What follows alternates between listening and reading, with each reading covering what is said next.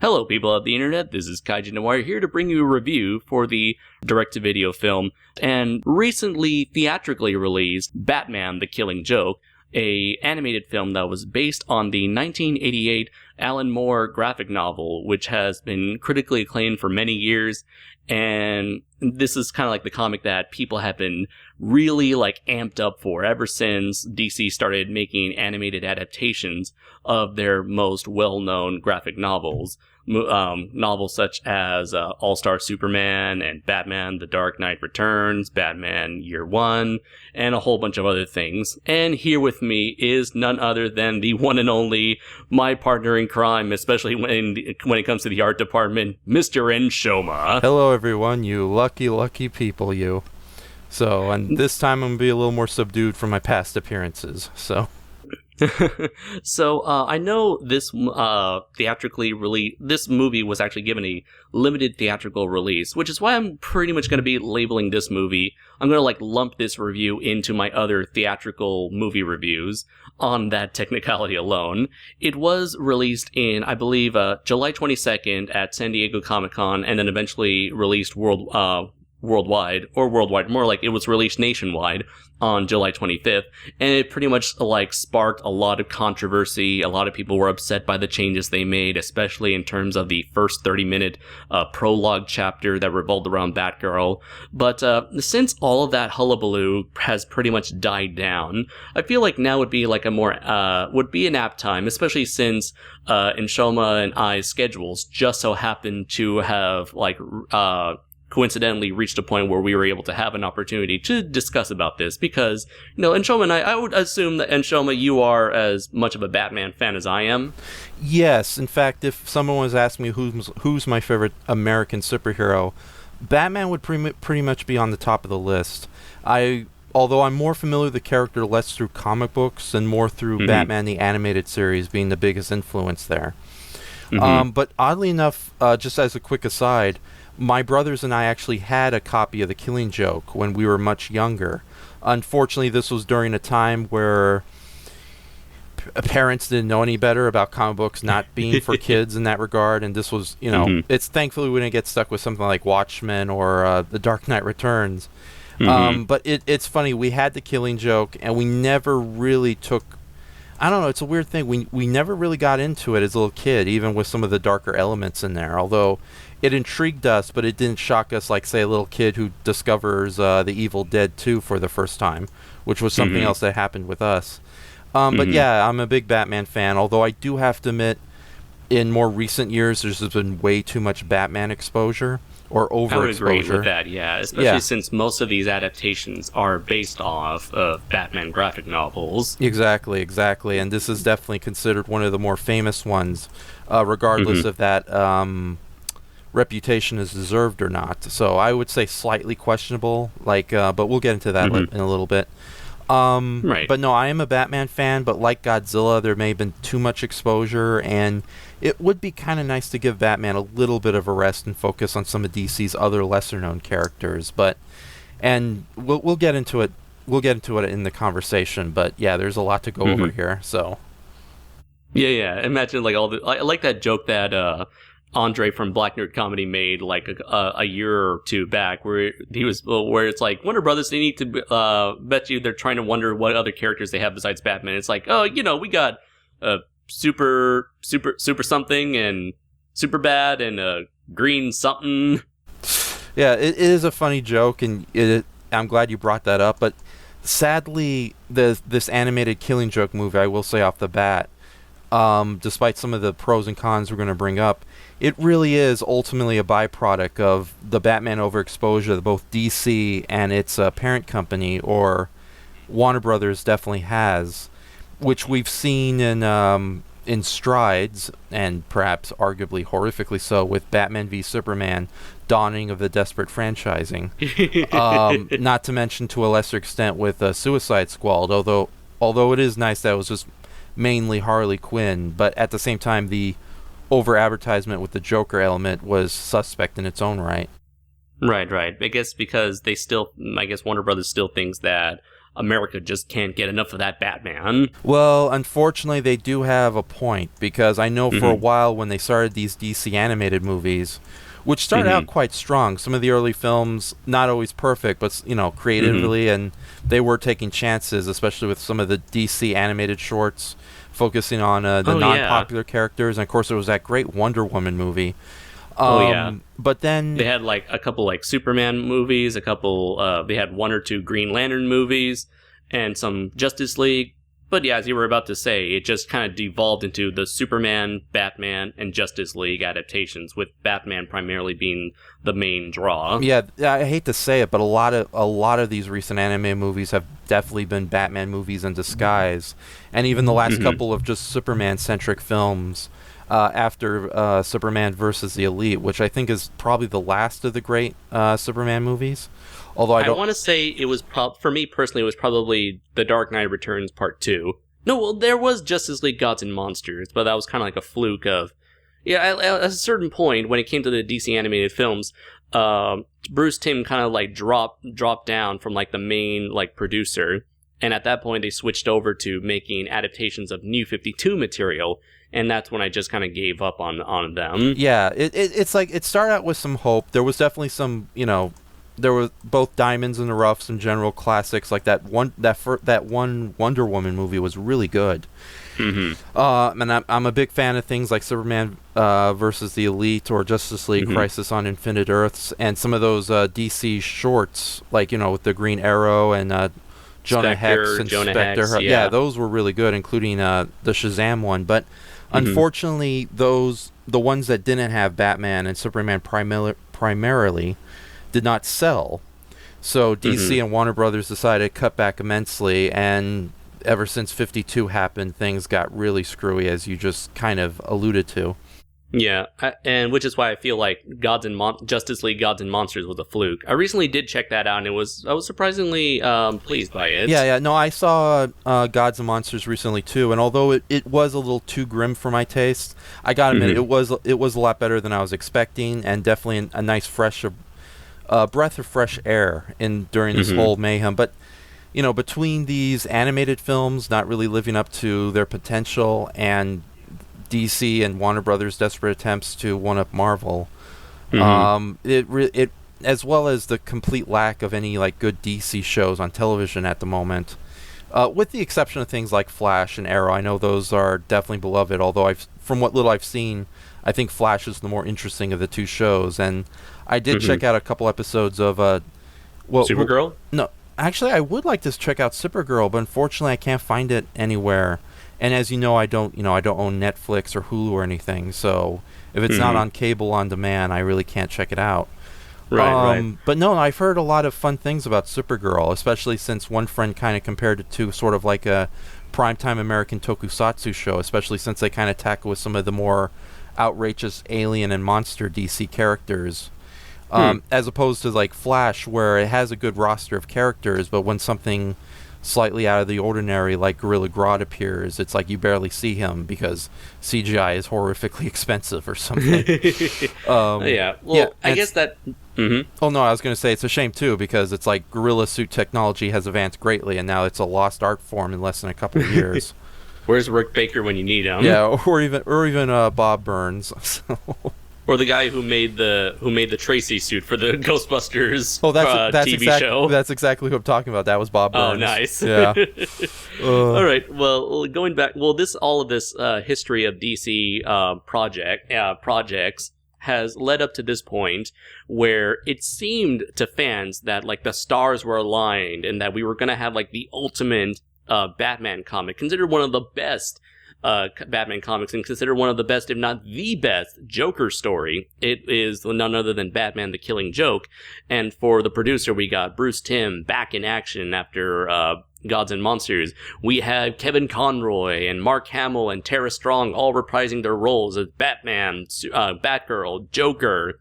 It's like it seemed like, and they even had like Brian Azzarello, who has done a lot of notable works in the past. It's like, wow, it looks like we have all this killer, like, all-star talent. This cannot possibly fail. Wah, wah, wah, wah.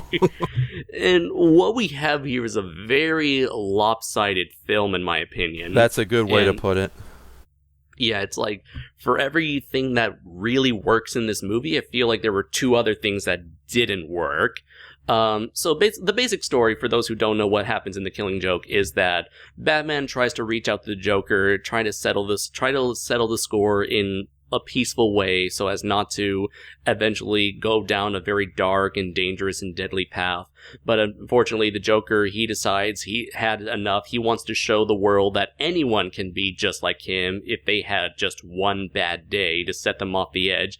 And so he pretty much does horrific things to both Barbara Gordon, aka Batgirl, and her father, Commissioner Gordon, in an attempt to show Batman that his way is right, while Batman all the while has to contain try to contain this insanity that is the Joker. It's a very small story, very small-scaled story, but I guess it's that simplicity that makes it so effective. Yes, it's a very intimate character piece, especially exactly. Again, even as a little kid and revisiting the graphic novel not too long ago, to me, it's a little bit of an overrated story, especially compared to more substantial game changers like Watchmen from the 80s. But but at the same time, you're right. It, as an intimate character piece, where it's just between these, mainly Batman and the Joker, it does work quite well in that regard.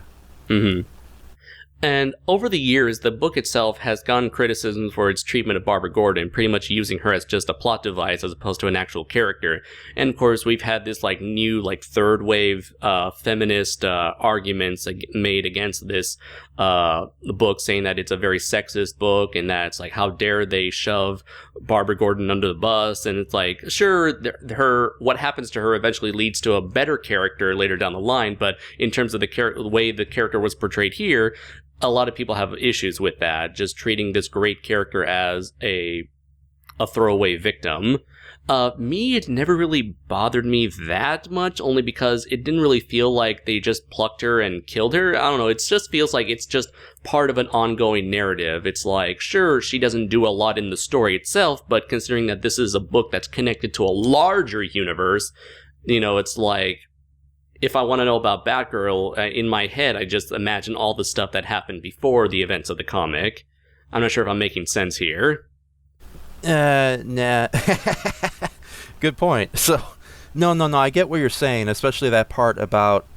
Yeah, she's not treated well in the original book, but let's face it, since The Killing Joke, the original graphic novel that was released, female characters in comic books have suffered far worse than what poor Barbara goes through in the original story. And it was already an iffy subject to begin with. Thankfully, it never went to the extremes of refrigerator girlfriend material, or just some of the really stupid stuff that DC always does when it has its big events, and they always bring out all the D-list characters, and the female D-list characters usually suffer the worst. Not to mention some of the crap that's happened to some of the poor Marvel characters, like Miss Marvel during that 170s Avenger comic. Oh my goodness. Avengers number 200, I think. Yeah, exactly. And that was actually meant to be a more lighthearted, family-friendly adventure, too. Right. But it's hey, this is a comic that shows off what a complete bastard the Joker is. Exactly. So, relatively speaking, Barbara... we can't deny the fact something horrible does happen to Barbara Gordon. Yeah, but she no spoilers though. Yeah. She makes it out okay and becomes a slightly more intriguing character. To be honest, I think Barbara Gordon is a good character when she's done right. But with a lot of comic book characters that are not Batman and written by people who obviously don't give a crap that it's not Batman, the results can definitely hurt, and we do see something a bit like this in this movie. Although what's funny is that, when it came to, apparently when Alan Moore was trying to create the original story, he's he asked, I think, a DC executive, he's hey, can I do this to Barbara Gordon? I mean, it's just an Elseworld story. And it's at that point, I don't think Barbara Gordon was as popular as she is today. So I think the executive just said, fine, do whatever you want. Yeah, that's also a major detail that a lot of people who both praise and deny this book tend to forget, it was originally written as its own self-contained what-if story. It's an Elseworld story, if you will. I'm not going to use the fancy terminology. It's just, hey, because Alan Moore's original thinking was what would the final battle between the Joker and Batman would be like, but done on a more intimate, dramatic level, and nothing too serious, nothing too... it's nothing like grand scale, like the Joker shooting a blue laser in the sky and causing the entire city of Gotham to blow up. Something. Good reference to Return of the Joker there. So, but no, it was like, again, it's an intimate character piece in that regards. It works really well, and there are some elements here where you actually do feel sorry for this otherwise monstrous creature. It's like it's definitely a good example of the old proverb, poor devil. And again, the original book, there's some elements to it, especially with Barbara Gordon, that is questionable, and it was iffy going in adapting this. But had they taken the high ground or done it a little more intelligently or with a little more common sense, we probably would have gotten something pleasing. Unfortunately, they kind of they took a fart on an already bad situation, so to speak. Right. It's like if they really want to correct the supposed flaw of, like, not supposed, but like the big glaring problem of Barbara not being treated as an actual character, but rather as a plot device in the story. So they decided to tack on an extra. They decided to tack on an extra 30-minute prologue chapter so as to flesh out Barbara Gordon. Yeah, which is not at all a bad idea.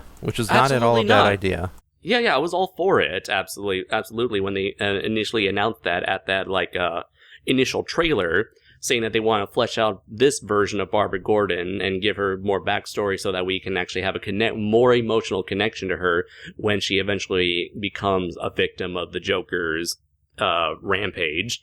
But unfortunately, great idea, very poor execution. So basically what happens is that Barbara Gordon, she is Batgirl, and she and Batman are off to get this fancy schmancy nephew of a crime boss by the name of Paris Franz. And Paris Franz, he has this what I guess to for lack of a better term, has a kind of like he lusts after Batgirl. He has like a Batgirl fetish, and he wants to dominate her. And so Batgirl, she tries to one up on him, while at the same time trying not to let this obsession over him consume her in a way that Batman constantly has to fight with on a daily basis. And in the meanwhile, we got this romantic subplot with Batgirl Barbara Gordon wanting Batman, but Batman chooses not to engage in her, and she pines after him, and it's just really stupid. And I just find it very, I don't know, don't you think it's kind of insulting that in order to make like a strong, independent female character, which it seems to be like the hot top, like what do you call it, the hot topic nowadays, or like the big deal nowadays, that you gotta have a strong independent woman, that's gotta be your focus now whenever you're making a female character. They make this story all about romance, all about like obsession, all about like control. It's all about relationship issues. It's all about relationship drama, which sounds like a very stereotypical approach to a female-centric story. So in a way, doesn't this kind of make it more sexist? It does. But again, it's going back, this movie is ultimately a byproduct of the current state of Warner Brothers and DC Comics. And it just feels gratuitous and just grim for the sake of grimmality. Again, just gratuitous for the... It's just ridiculous. It's like, they could have still done it, but they could have changed some of the details. It's like there was really no need to make Paris France, or whatever his name is, narcissistic is one thing, but to make him sort of sexually obsessed with Barbara Gordon just makes it even more disturbing. And make the whole thing about rape and sexual abuse and sexual, sexual objectification. It's like you're drawing more attention to the fact that she's a woman. Yeah, and it's funny too because in the context of the Joker, what he's doing is just really, his horrible actions. It's, oh God, how can I say this without sounding horrible? A little more not so skeezy. It's like, yes, he does some really horrible things, but this Paris, France guy, at one point he tries to, for lack of a better term, roofie Batgirl. It's and of course there's one. He tries to Bill Cosby her. Yeah, Bill. Zap. Hey kid, you want some Jello pudding pop? Yeah, you do a better impression. I will get my Batgirl. You see. Okay, no, that's getting disturbing. Okay, quit it. Oh, how the mighty have fallen hard and horrifically so. But no, this Paris, France character. I'll tell you what is hard. Okay, enough. We're going to be here for hours. Oh, did you really have to go there? Yeah. But no, it really feels like a lot of bad decisions and a lot of terrible cliches and just being gratuitous with, the mature content. Because, it's like the first half of this movie does not work, and then once it gets into the Killing Joke, then you see some actual good elements. But no, right. this Paris... there really is... Sorry, I just want to say really is like a clear relationship between the first half and the second half of the movie. They're so separated from each other. There's nothing that bridges them together, so it feels like you're watching... If it weren't for the art style and the voices, you would have thought you were watching a completely different movie, because nothing in the first story affects the events of the next story. Yeah, exactly. And again, this whole Paris France character is just he's a terrible character, not just because he is a villain. And a generic one at that. Yeah, very generic. It feels like the kind of villain that a really terrible writer who hasn't exactly grown up from teenagehood, aka practically everybody who's running DC Comics and Warner Brothers right now, would create. Because it is... And not only that, but, we have the Joker doing something relatively terrible to Barbara Gordon, but in that context, unfortunately... He's just doing it to mess with somebody else and isn't really doing it because he's obsessed with Barbara Gordon or Batgirl and doesn't even know that Barbara Gordon is Batgirl. She's just collateral damage to be used for his ultimate gain. Whereas this Paris France character is just a skeevy, obsessive, narcissistic little Batgirl fanboy. And he really does feel like a reject from a terrible 90s action movie or something of that nature. Yeah. Something you would see in Darkman 2 or 3. So let's give those movies a little more credit. I was going to go the villains from Barbed Wire or something like that. Yeah, I guess so. Just like a very forgettable 90s superhero movie. Yeah, it really does feel like some like the terrible henchmen you'd find in Catwoman or Supergirl. Two other wonderful bad ideas from Warner Brothers. Wonderfully bad. Yeah, DC and Warner Brothers, I might add. And then there's the whole controversial relationship between Batgirl and Batman, where I am aware I know there are people who will be quick to point out that this isn't the first time that these two characters have hooked up in fiction, that there was a hint, they were dropping hints that there was a relationship in Batman Beyond, and in Mystery of the Batwoman, they pretty much were a couple at that point. Even then, I still didn't like it. I never liked the idea of it. It just feels very creepy and almost incestuous that Batgirl would essentially be hooking up with her father's best friend. It's just wrong on so many levels. Yeah, and I hate to say it, as much as I like to harp on Warner Brothers and DC, I have to admit that this really is a holdover from the Bruce Timm era of DC animation. Although apparently this was more of a Brian Azzarello decision, because I guess after getting the backlash from it, I forgot what was his initial reason for that, but I think his new reason was that he just did this just to be as controversial as the original book itself, saying well, if the original book did something drastic with Batgirl, I'm going to do the same thing too. Yeah, but also but at the same time, it's not hard to think outside the realm of possibility that he came to that decision based on what was done in the Batman animated series and the Return of the Joker, Batman Beyond, as well as... I guess so, yeah. He's the main producer, so he's got, the final say on it. Yeah, exactly. And he probably did work side by side with Bruce Timm and Paul Dini during the latter days of the DC animated universe. But no, I agree with you. I've never been a big fan of the whole Batman's Batgirl shipping, so to speak. Especially since, it is a little, nothing wrong with the idea of an older gentleman and a younger woman or vice versa, or, two allies on the battlefield, having to find emotional connection to one another. Yeah. Absolutely nothing wrong with that. But with Batman and Batgirl and the fact that Barbara Gordon is Commissioner Gordon's, daughter, it does make it a little questionable. In fact, I've never been a fan of this relationship, but it was handled a lot better in what little we've dealt with it in the DC animated universe. Like with Mystery of the Batwoman, it was kind of played for cute laughs. Whereas in Batman Beyond, it does show that, these characters did form a connection eventually. And it makes sense. It's more organic. Here, and at least it's like, it's over and done with. Yeah, exactly. Here, though, especially if you're not familiar with these characters and you're just thrown right into it, especially with that first act, it really is incredibly jarring. And again, going back to that wonderful word that Paris, France reminded me of, skeevy. So ironic I'm using the word skeevy in relation to a movie that features a character named Paris, France. So.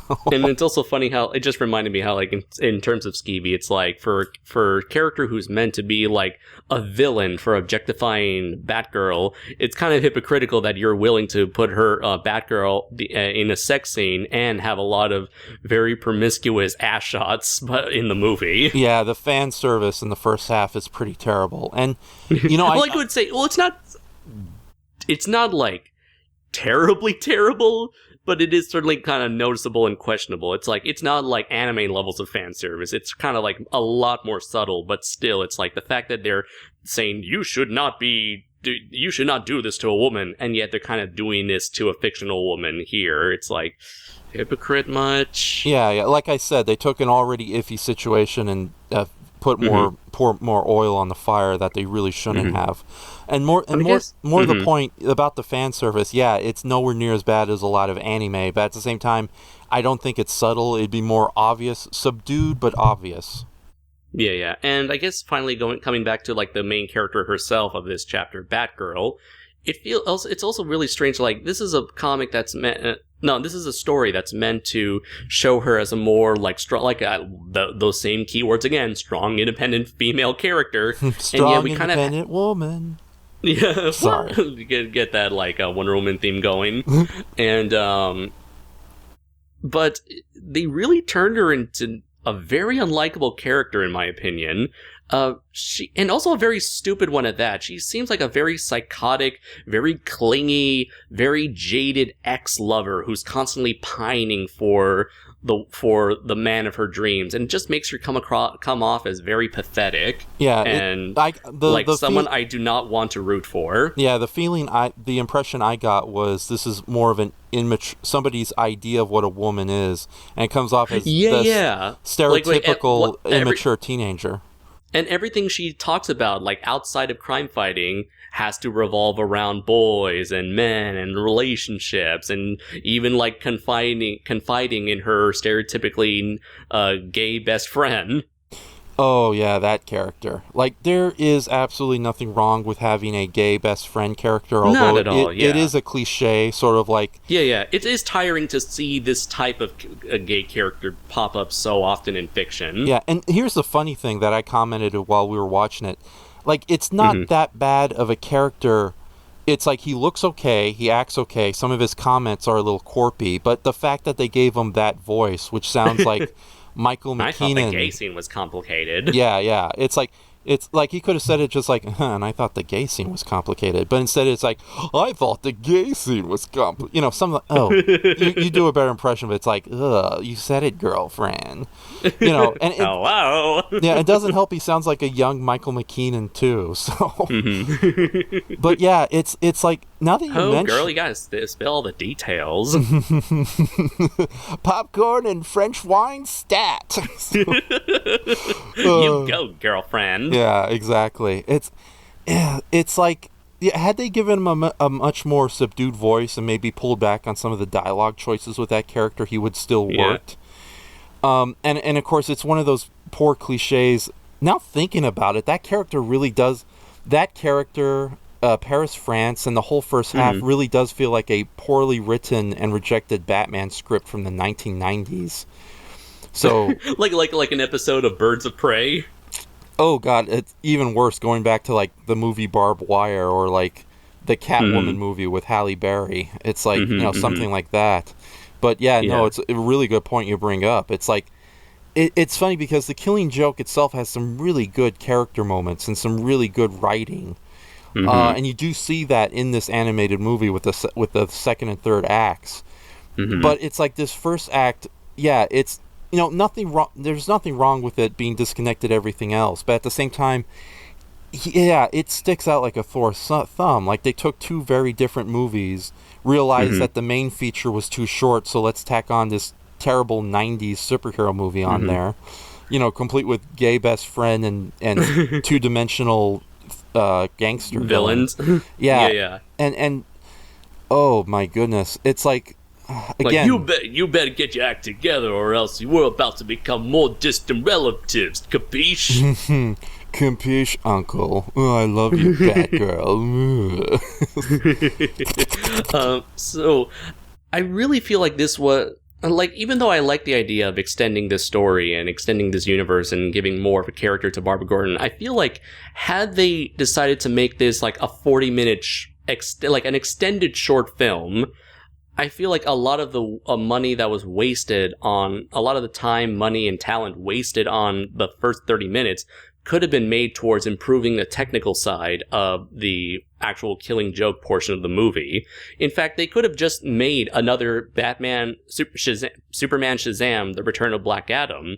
I thought that was a really great short film.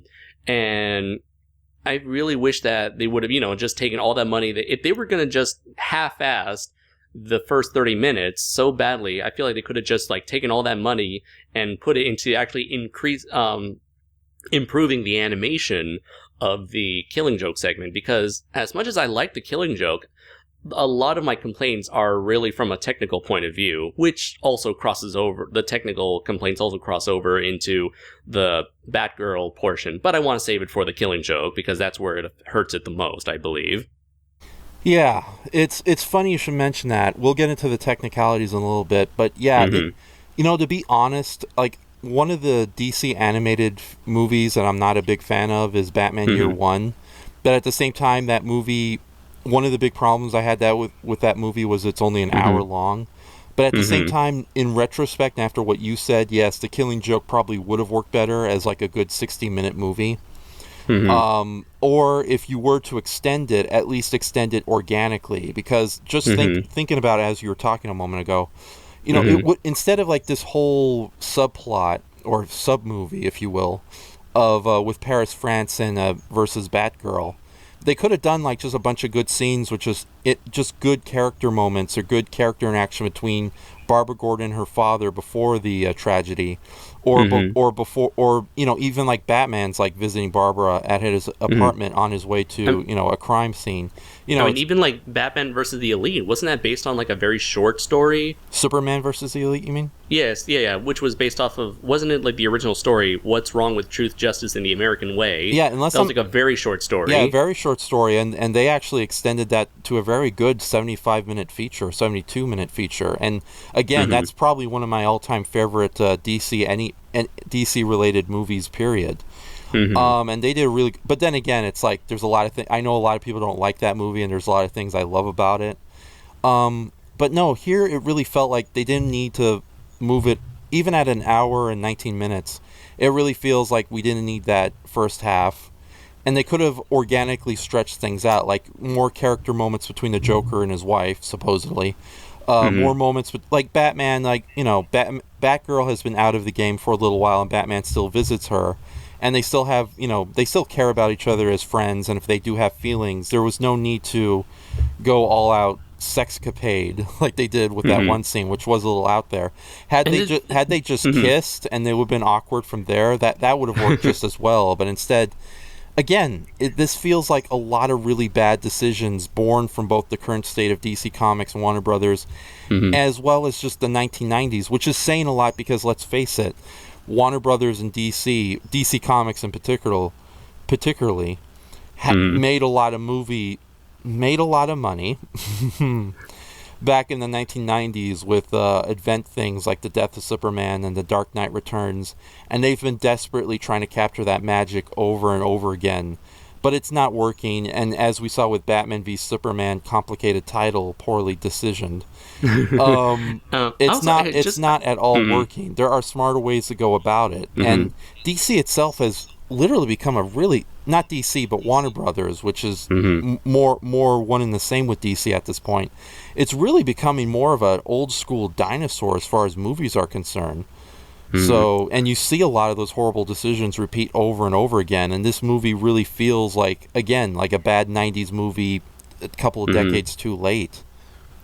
Also, like, I just gotta ask, I just remembered, before moving on to the Killing Joke portion of the film, I just have to ask, like, where's Robin in all of this? Yeah, it's, I'm not as worried about that little detail as you are, but it would have been nice just to have a little bit of lip service. And I know some Batman stories have done really well at that. Like, Batman the Animated Series explained that Robin wanted to attend college and get a life outside superheroing.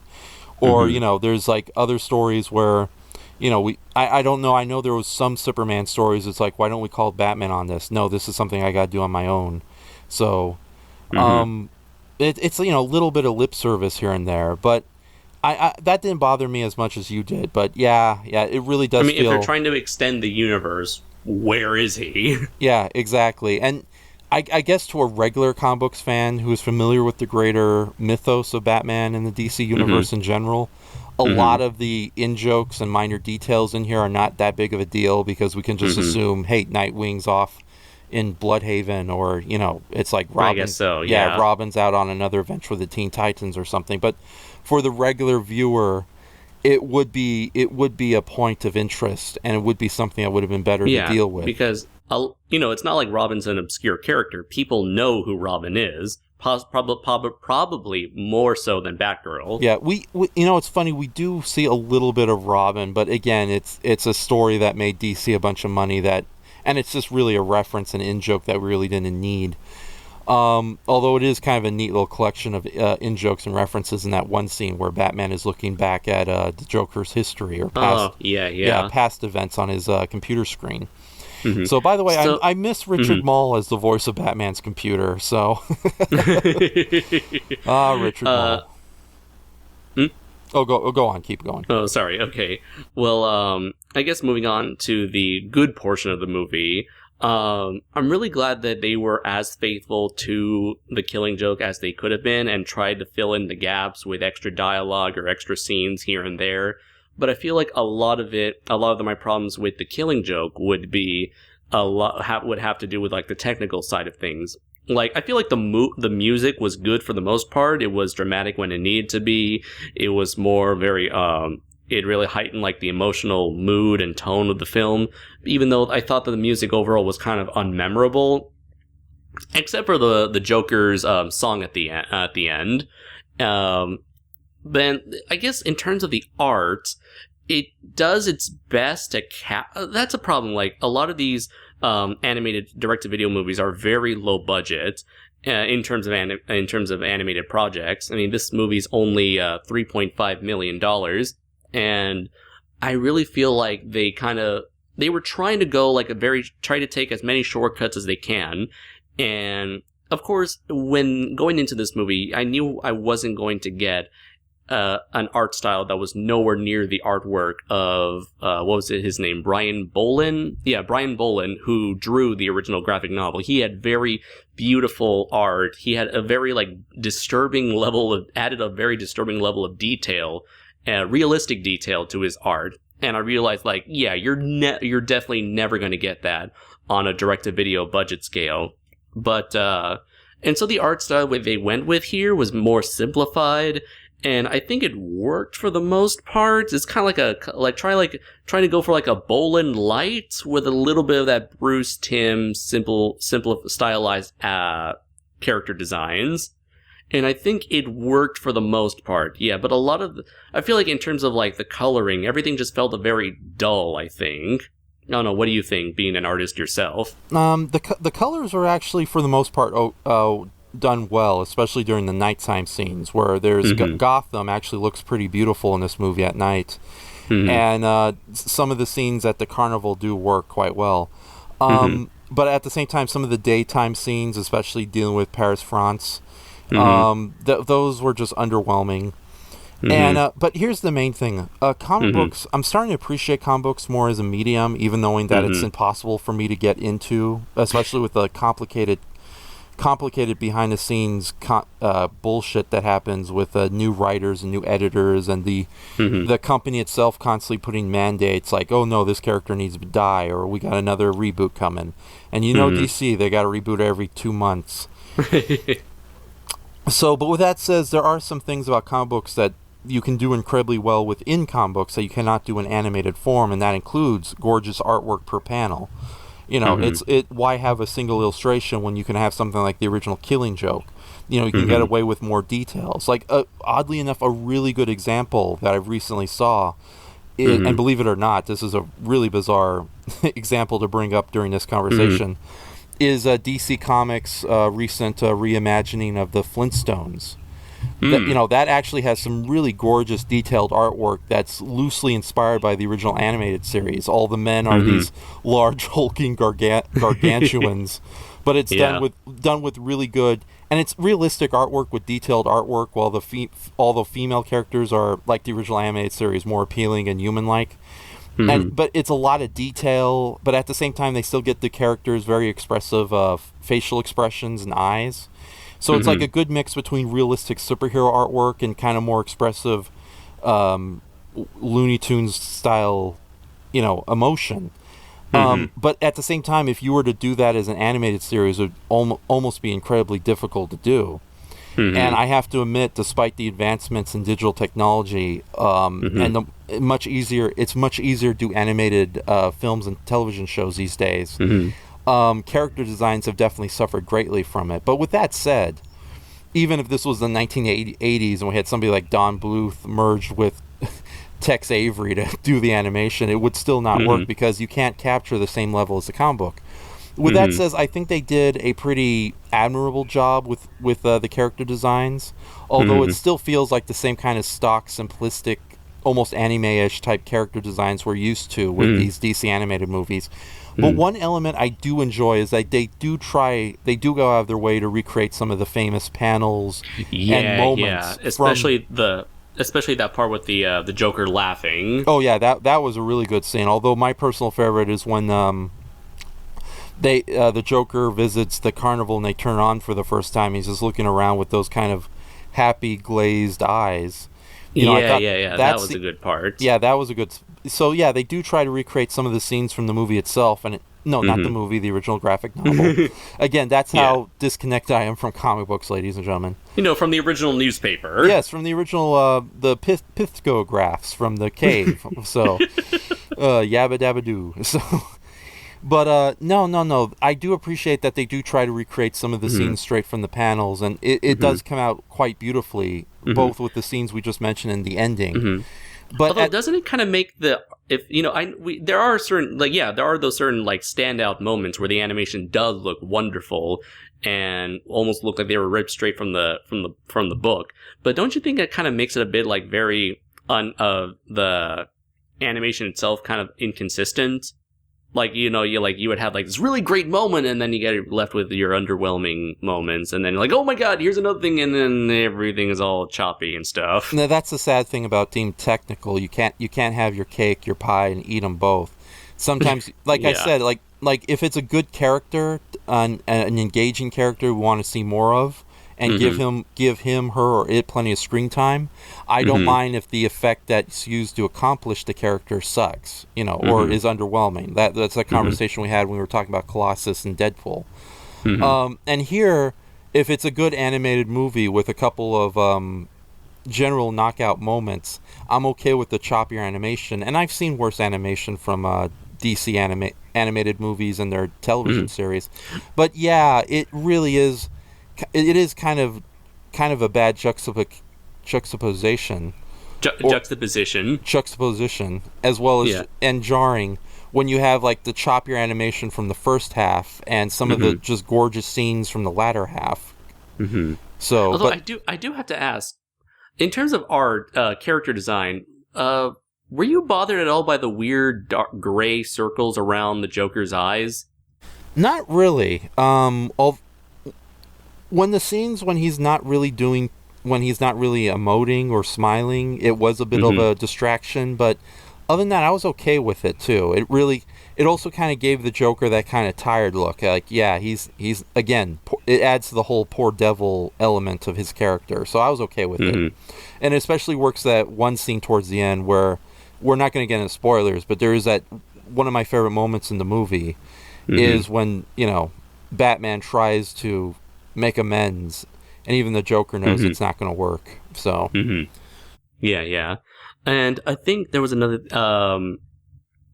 And I guess the only other thing this is only a nitpick, but I understand this was like the original graphic novel was attempting to build like a bat suit that was very reminiscent of like the maybe not so much the Silver Age, but maybe like right before the Silver Age with the yellow bat emblem, the yellow oval around the bat symbol on his chest. But it's like, did it look like his ears looked a bit too curved inwards? If it was, I didn't notice. Okay, it was something I consistently noticed, and I don't know, just what I understand. It naturally came from the comic itself, but I don't know, just something that's always kind of nagged at me. Another thing that yeah, go ahead. No, I was gonna say the artwork and the animation didn't bother me as much as some of the story and character choices they choose. But with that says. I did want to talk about like the more artistic moments that were dropped altogether from the graphic novel, in terms of the transition from graphic novel to animation. That being how they treated the flashbacks, where we get to see a possible origin story to the Joker. It could be the definitive origin story, but as the Joker says himself in the book and the movie. Sometimes I remember it one way, sometimes I remember it another way. If I'm going to have a backstory, why not make it multiple choice? Probably messed up a word or two there, but it stands. That's okay. I misquoted Patton Oswalt earlier when we were talking about Barbara Gordon's homosexual friends. Well, anyways, the thing is, like, what made those transitions so beautiful was how there were always these panels where like the Joker or some other character would make a certain pose, and then you would transition into the panel, a flashback panel, in which we have a character on screen making that same pose. So it's the arrangement is exactly the same. And I really wish that they would have replicated that. I know I showed you a panel or two, like, right before recording. Oh, yeah. And that would have been a very easy effect to do. Just a basic fade in, fade out, or a dissolve between the two scenes. Or I always imagine, like, a flash of light. Yeah. Now, that may have been a little too pokey, jarring for my sake. Like a strobing effect. Yeah. But it feels like this was a lazy decision. Instead of like trying to replicate those wonderful transitions, they just dropped it all together in favor of just a very abrupt transitions. And also what you showed me was a really good use of black and white with highlighted red. And here, the highlighted red is absent as well. Yeah, here they just go with a very... I don't mind sepia tone colors and flashback sequences, but considering what we originally had, it would have been maybe they did it for cost-cutting reasons, because doing it as like a kind of bluish black and white with like highlighted red may have been a little too much. But again, we live in the digital age, so that would have been not too big of a problem with the coloring. The sepia tone thing just feels like it was a bit of a budgetary cop-out, though. And it was just kind of a standard flashback sequences too, especially when you're considering this is coming from the head of the Joker himself. I do want to say that in terms of like the artwork, I forgot to say this, but I'm really glad they went with the color palette from the newer version of the Killing Joke, as opposed to the original version that had a lot of orange, yellows, and purples. I feel like the more like darker, subdued colors worked a lot better for this story. Yeah, I'm one of those guys who prefers color over, a large variety of color over limited colors. And that is a problem I had with it's like originally I know that was deliberately done in the original printing of the book. You know, it was supposed to be a Batman story there and then, so they used the garish comic book coloring. And I think the recoloring of the second book is okay, but I think the this animated movie, especially its nighttime sequences, does a better job with the coloring. But then again, I'm one of those artists who just enjoys color. Period. Yeah, so, and I guess for me, I've always had that affinity towards like the noirish, darker color palette look. So I guess that's why, you know, Batman stories have always been more up my alley, and especially in terms of its darker art style. Yeah, and you just sent me an image showing the differences between the two. Yeah. I do prefer the more recent printing, but I think the animated movie does a better job at it. Yeah. I think it's finally going into the animation itself. Now, in terms of the animation, that was probably like my biggest issue from the get-go. I mean, this is like the kind of animation where whenever characters are moving really fast, it would be okay, but whenever you would have like a more subtle movement, like walking or slowly moving an arm across the screen, or even just having a cape or hair billow in the wind, that's when the animation gets really choppy. And the biggest distraction for me was when the Joker was having his big like show tune song singing, what do you call it? Dance music. Yeah, exactly. Thank you very much. Musical number where he's animated very well. In fact, he's probably animated better than the rest of the movie. He has kind of like a bit of as some other people online have stated, he has a more like Looney Tunes like physics sort of, and how he moves and how he makes his facial how he makes his like what do you call them? I'm really blanking out here. Facial expressions. Thank you very much again. Facial expressions. It's funny. You are usually the ones who's usually stumped by the big words. Tonight we're helping each other out. So. Thank you very much, and I appreciate that. Yeah. So a lot of facial expressions. I need the wheelchair to your oracle. Always there to support me. Yeah. So anyways, so he animates very well, but if you notice the circus freaks who are dancing with him, they are so choppy that it's like I can't help but notice like the two-headed girl like moving between like 5 frames of animation while the Joker gets to enjoy like Animaniac style of movement and expressions. I do agree, and it doesn't help that his Red Triangle gang there, or whoever they are, they're not exactly very interesting minions to begin with, although they're definitely way more interesting characters than Paris and his little cronies. Although I would say maybe that was a weakness of the original book itself. They just show up out of nowhere. Yeah, it's like I do like the fact that like the Joker is a kind of guy who likes to hang around with other monsters and weirdos. So, which is probably why he's not so forgiving of people like carnival realtors, or if you will. So I didn't mind that at all. Although just a little rant. It's funny how the Penguin in the Tim Burton movie had the Red Triangle gang, yet that group of rather impressive henchmen would have been a lot better off serving the Joker, while as the Joker got some pretty fun but otherwise unmemorable 80s henchmen, with the exception of Bob the Goon, of course. Bob, yeah. So.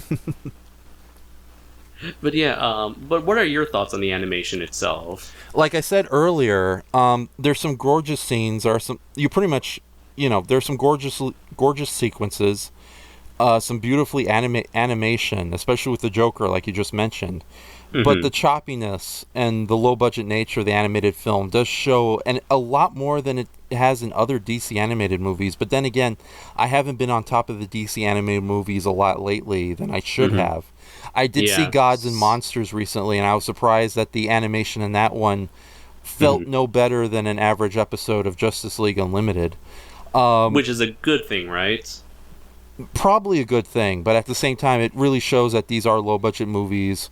And again, like especially that first half, some of the choppiness in the action sequences really shows. And the horrible CGI cars. Yeah, I don't mind the CGI cars that much, but yeah, they do kind of stick out. So it bothered me more because this has been a problem since the very beginning, since they first started these movies. They have never been able to give up on those CG cars. Well, let's be grateful. It's one of those not wireframes. What do you call it when you do a digital character but you give it drawn lines, like the Iron Giant?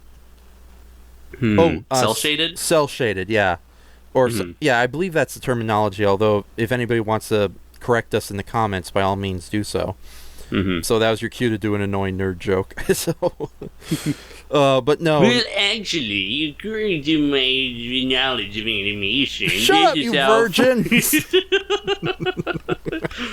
The technical term, actually, you were both wrong. It's fuck you.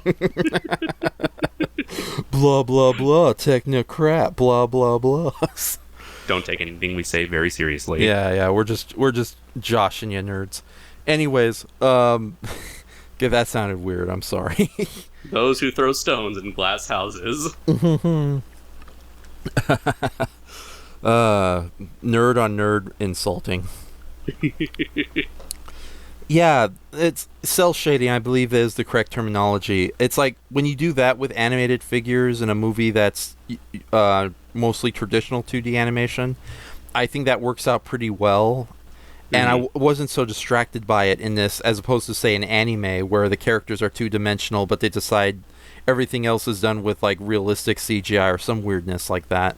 But, yeah, it didn't distract me personally as much as it did you. That's all I got to say on that. Okay. And I guess in terms of, like, the story and, like, how well it translated, like, the actual story of The Killing Joke, how did you feel about that? Again, other than some of the directorial choices, like avoiding the flashback sequences we talked earlier, it was very true to the story, and I honestly felt this movie would have been a lot better if it was a strong 60-minute movie, or they took the original story of The Killing Joke and just expanded upon that as opposed to the tacked on first half. But no, and again, they do capture some of those beautiful moments from the original story quite well, like again, that really almost kind of heartbreaking scene where the Joker rejects Batman's offer. Right. But no, for the most part, it was fairly faithful, but some, as far as the story itself goes, but it's just that first half, just again, it's like, let's start with dessert before dinner, and dessert is something really terrible. So. And I guess the last thing to cover with this movie are the people who portrayed Batman and Joker themselves, Kevin Conroy and Mark Hamill. They are considered by many to be the definitive voices for the characters. And so a lot of people were thinking like these two individuals would be the saving grace of this film. And I would have to say, even though there are a lot of people who have praised Mark Hamill and Kevin Conroy's performances, and there have been roughly an equal number of people who have criticized the performances of these two individuals. Me, I'm kind of half and half. I was not very pleased with Kevin Conroy's performance with Batman. I feel like he was really phoning it in and felt very one note, and with not variety, no vocal range. It's just very deadpan. I'm Batman. Everything I say is right. You have to do what I have to say because I'm Batman. It's over, Joker. You're off the case, Batgirl. He never changes from that one monotone voice, and I feel like that's been a problem roughly around the middle. Maybe around the second Batman Arkham Asylum game, the Arkham City. It's been around the Arkham games when he started to become very one note and boring, in my opinion. I mean, it's still a really cool, menacing voice, but it's there's no variety to that performance, or there's no range to that performance. Meanwhile, I do like what Mark Hamill tried to do with the Joker, in which I understand that doing the Joker voice pulls a lot of strain on his voice, and he's getting very old to the point where he probably cannot physically do the voice anymore. And so I'm really glad that he tried to go for a different direction with his Joker voice and giving him a more gruff, more worn out, tired Joker voice. And I'm also really glad that he was able to actually give a very distinct voice to flashback pre-Joker to flashback to the flashback pre-Joker individual, whose name we never know. So I'm very half and half in terms of like I like Joker's performance, Mark Hamill's performance, not so crazy about Kevin Conroy's. So what are your thoughts on the portrayals of the two main characters of this book? I think it stinked. No. Joking aside, I echo your opinion in the sense, although I feel that there were solid performances from those two. Mm-hmm. But we've heard a lot better from them in the past, and between the two of them, Joker was definitely more interesting, especially with Mark Hamill, and again, flashback Jack Napier. That'll be our headcanon. For me, it's just a reference. So yeah, I think Mark Hamill comes out of this movie as the best actor. Unfortunately, with Kevin Conroy. And this is something I did bring up while we were watching the movie.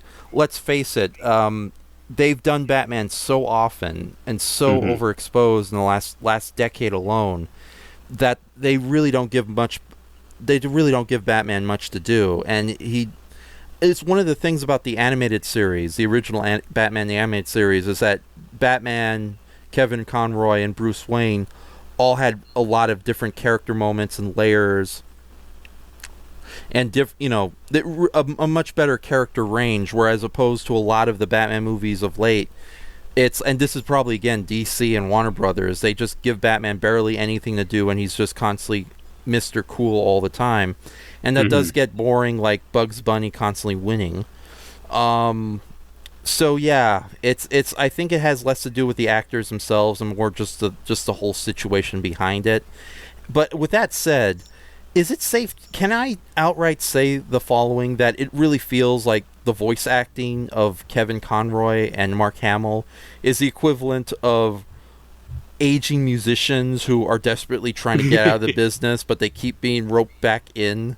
Because how many times have Mark Hamill said that he's going to retire from the Joker? Oh yeah, yeah. He said he said Arkham City was the last role. Then it was DC Universe Online was the last role, and then what was it? Batman Arkham Knight was going to be the last version, and then this movie, and it looks like he might come back for one more. It's no offense to Mark Hamill, but this really feels like, and it's not just his fault or the studio. There's also popular demand, because let's face it, we've had some really worthy baton takers or what is it, takers of the throne or the torch? Yeah, takers of the torch. Thank you.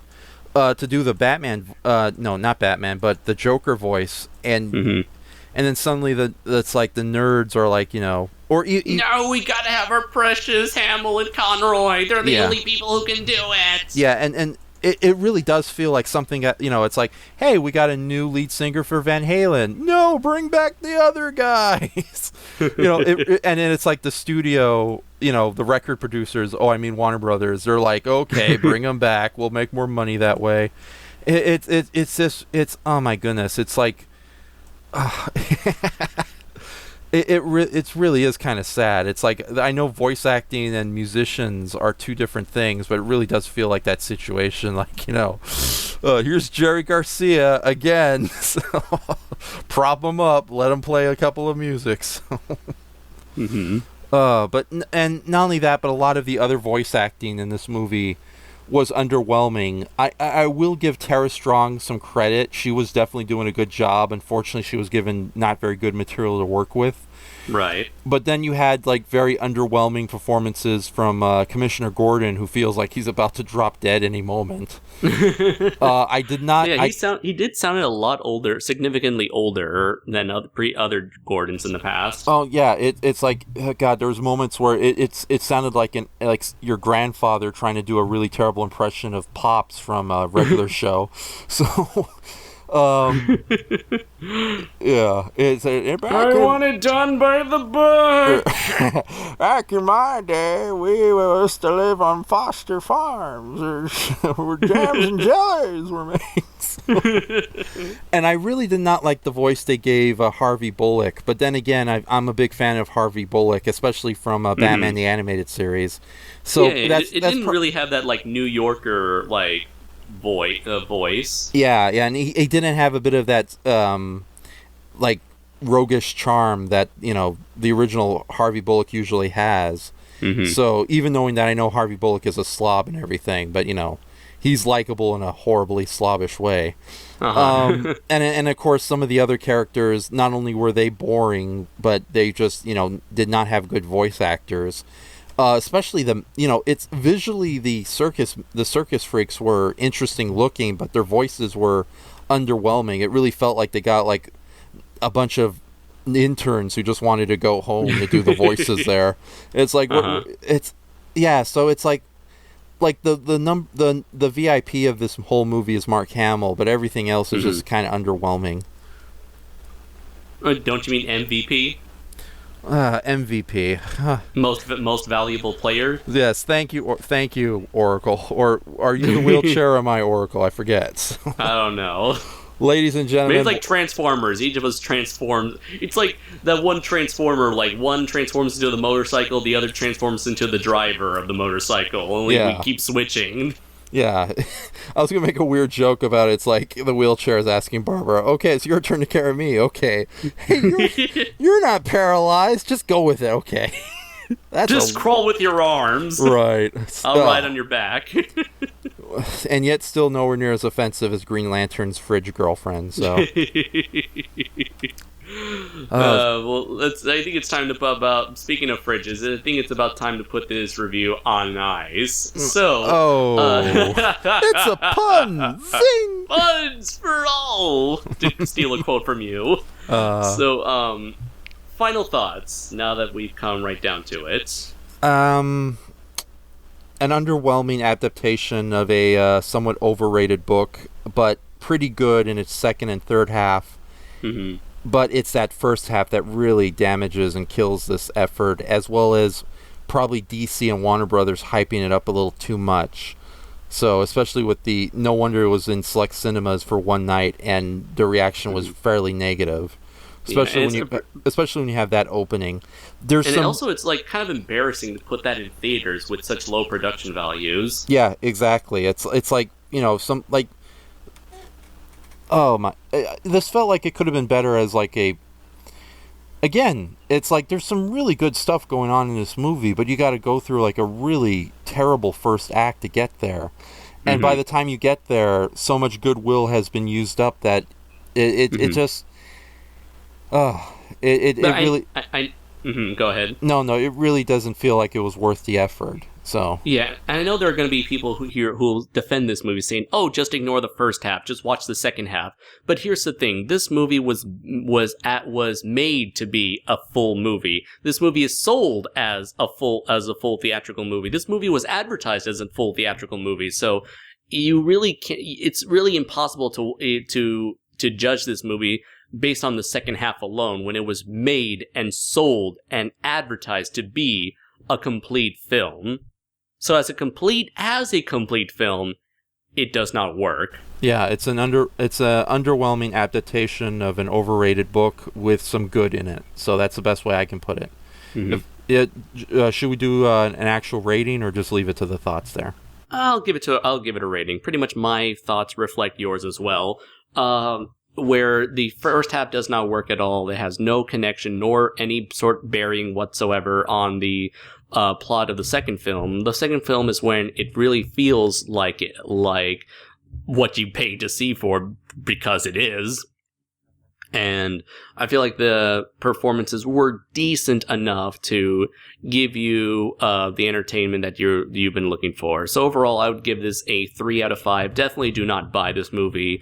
It's what I would say, if you happen to find it for free, or if you happen to find it or borrow it from a friend, or it's worth a look. It's definitely worth a look just to see like the greatness of the original graphic novel in animation, and to hear Mark Hamill and Kevin Conroy, as limited as he is, it is still nice to hear both of them just one last time. If this is going to be the last time, I doubt it. I think we're gonna. This is gonna be. I think we're gonna see them. Maybe we're gonna see them in like Justice League action.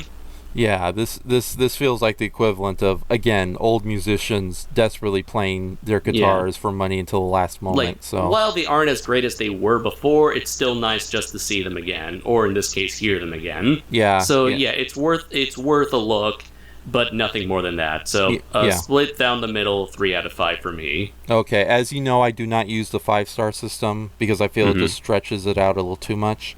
I prefer using the 4-star system, but the 4-star equivalent of the 5-star 3-star is 2.5 stars.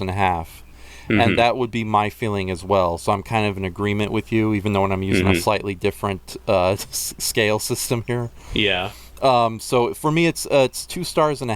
It's above average and decent, and it is worth a watch, especially if you're familiar with the source material or you're a comic book fan who likes these animated movies. But I would not recommend this to a person who is not familiar with anything comic book related. So, which definitely means that first half would hurt a lot more. And I would definitely not recommend showing it to somebody and then just fast forwarding past the first half, because that's kind of foolish in its own right. So again, we're reviewing this as a complete movie. So those are my thoughts on it. Okay, so that has been our thoughts on Batman the Killing Joke animated adaptation. So where can people find you, Enshohma? You can find me online. Just do a simple Google search for Enshohma. I'll spell that. We'll put the links. I'm not going to waste my time trying to spell my name. That proves always to be kind of an embarrassing note to end on. But my Facebook group is, you can find my official Facebook is Enshohma Lives. That's open to the public, so you don't have to be a Facebook member to view it. My DeviantArt account is, of course, just Enshohma, and my YouTube account is Enshohma. We'll put the links in the description below, but just put Enshohma and you'll find me. Don't you also have a blog of sorts? Oh yes, I also have Enshohma's Corner, but I've kind of neglected that for a while. Hopefully in the near future I can do a lot of updates, especially since DeviantArt can only get you so far. But yeah, Enshohma's Corner, that's my official blog as well. But you can find a lot more current updates through my official Facebook group, Enshohma Lives. All right, and you can find me here on the Kaiju Noir channel. I recently uploaded 2 episodes of Kaiju's Corner, where Deadpoolzilla and I discussed the recent announcement of the Godzilla anime, as well as discussing our thoughts on the possibility of a Hollywood crash, given all the disappointing box office returns of 2016. And I've also be on the lookout for my reviews for Kodoja, Volume 1, as well as Rebirth of Mothra, where you can certainly find a lot of new art from this fellow over here. Yeah, and don't worry, ladies and gentlemen, it's going to be worth the wait. I've seen a rough copy of the episode. It's going to be a lot of fun. It's going to be huge. It's not going to be like No Man's Sky, where it's like, it's coming, it's going to be the greatest thing ever. No. I am not promising anything, folks. But it's coming, ladies and gentlemen. I've seen the rough edit of it, and it's going to be a fun episode. So, and finally, I recently made an Instagram account for myself, so you can follow me there as well. You can find the link on my main channel, where you can see my 2 other Facebook links to Toku Legion, which is a Facebook group that me and the rest of the Sons of Serizawa guys run, and there's also the Sons of Serizawa Facebook homepage that you can also check out to be updated on the future videos from me, Zazubar, Gorazard, and Super DM64. Yeah. So with that said, I often contribute to Toku Nation as well. So yeah. So with that said, I have been your host, Andres Perez, aka Kaiju Noir. And I'm Enshohma, the almighty and powerful. So and until next time, everybody, take care. Take care.